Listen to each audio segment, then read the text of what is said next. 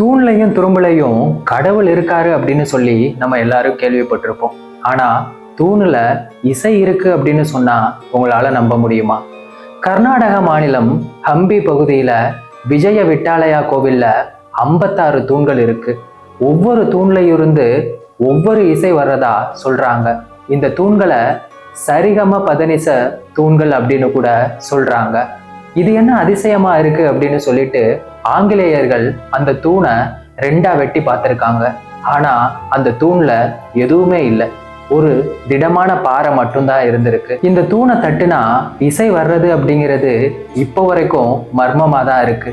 அதுக்கப்புறமா இப்போ அந்த தூணை யாருமே தட்டுறதுக்கு அனுமதி இல்லை.